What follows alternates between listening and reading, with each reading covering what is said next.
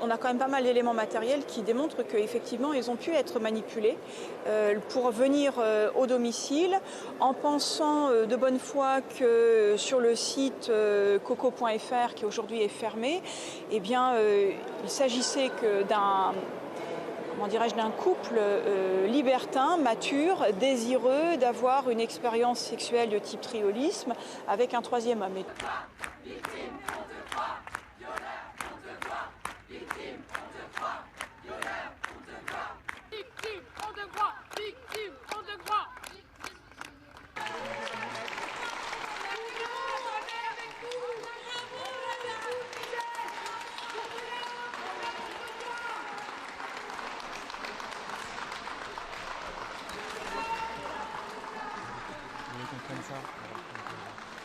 On va sortir si vous voulez bien nous laisser. Bon, madame. Mettre une réaction. Il a demandé à sa femme de bien vouloir l'excuser de tout ce qui s'est passé. Je ne sais pas ce que Madame Pellicot décidera de faire avec cette demande-là et cette proposition-là.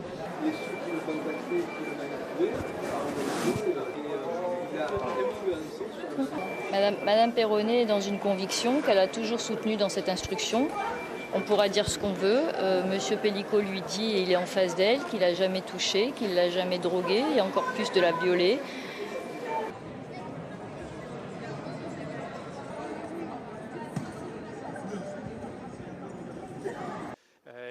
Et en acceptant que ces audiences soient publiques, ce qu'elle a voulu, c'est que ça ne se passe pas derrière des portes fermées, sans que personne puisse voir comment un procès pour viol peut se dérouler. Parce que ce qui s'est passé aujourd'hui n'a rien d'exceptionnel. Présenter ses excuses plusieurs fois.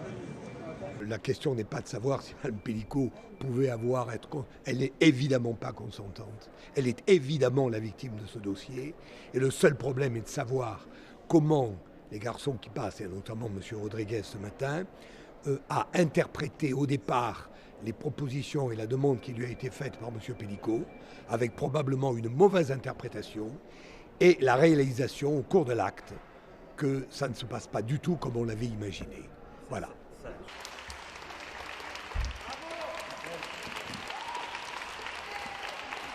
Un bisou.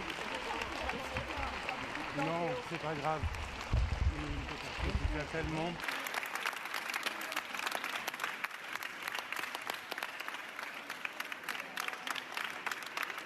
Loin de toi. Je garde un beau souvenir de toi, si tu savais. Je te rappelle quand tu me disais arrête de jouer les biches hier. Tu te rappelles? Mais tu sais aussi que tu te rappelles que je te disais.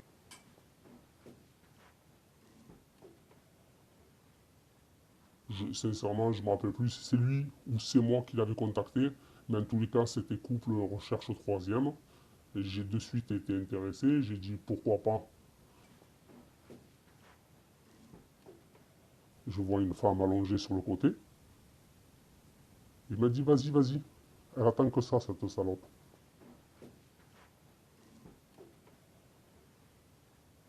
Il m'aurait dit j'ai drogué ma femme ou j'y ai donné des somnifères. Je ne me serais pas déplacé, je ne suis pas fou. Sincèrement, je ne suis pas fou. Je suis marié, je veux dire, c'est pas possible. J'ai toujours respecté les femmes, j'ai jamais levé la main sur une femme ou... Alors non, je ne me considère pas comme un violeur, vraiment pas du tout.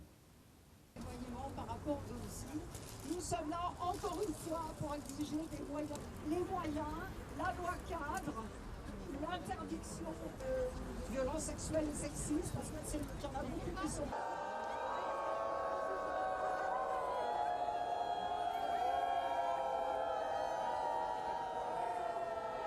Je pense que c'est même inadmissible parce que on voit bien les conséquences que ça a aujourd'hui et je pense que c'est même une urgence qu'il faut l'ajouter.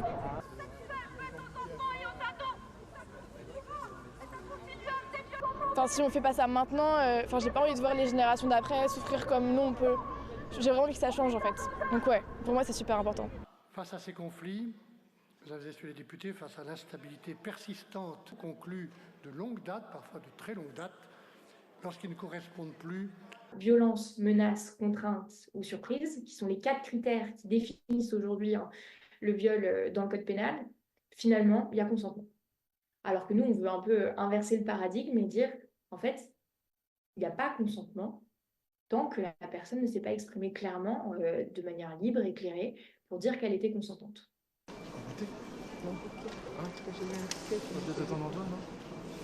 Pardon. Je sais pas, ils sont Tu veux attendre dans l'entrée? Non, je vais attendre sur le terrain.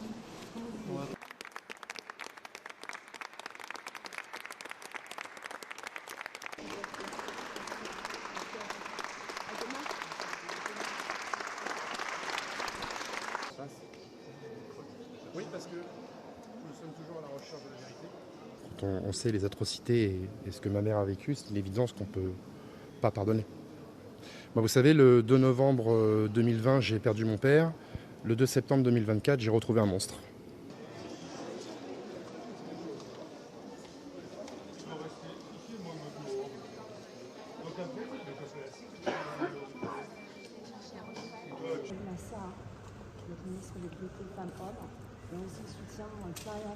Je sais que Dominique Pellicot ne dira jamais la vérité me concernant. Tant qu'il n'y a pas de preuves tangibles, factuelles, quelles que soient les affaires d'ailleurs, il ne dit pas et qui ne dit mot consent.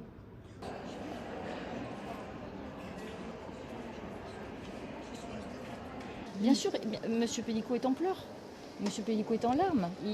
Il est en détresse parce que comment nous pourrions expliquer à ses enfants autre chose? C'est-à-dire que nous n'avons pas des moyens objectifs de venir dire à ses enfants que Dominique Pellicot n'a pas commis les faits qu'il l'estime responsable.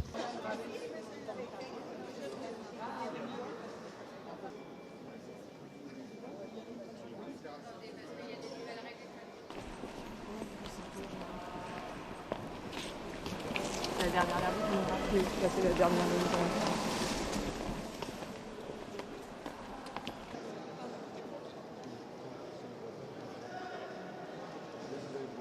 Quelqu'un de très abattu qui fait le constat que il n'a plus personne autour de lui.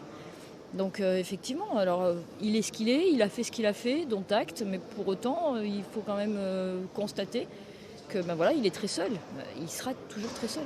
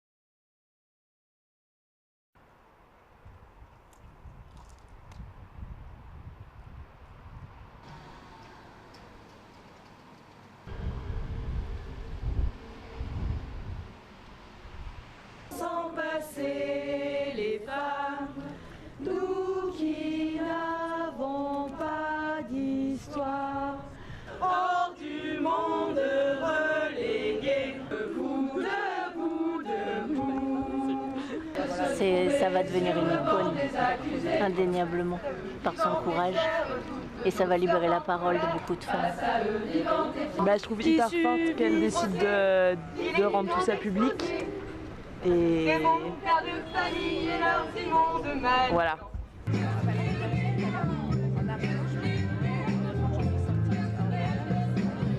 Oui, je l'avais préparé depuis le départ parce qu'on savait très bien qu'on était, et on est d'ailleurs le dénominateur commun de ces scènes sexuelles qui se déroulent de 2011 à 2020 et nous savions immanquablement que les réquisitions seraient au maximum de la peine encourue. Donc en soi, il n'y a pas de surprise.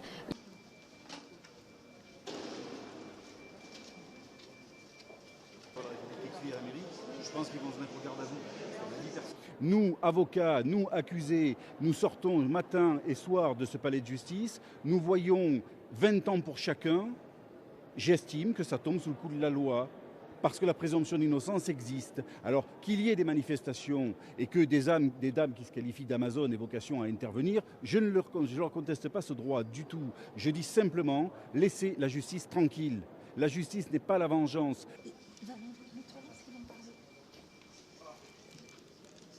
Valentin,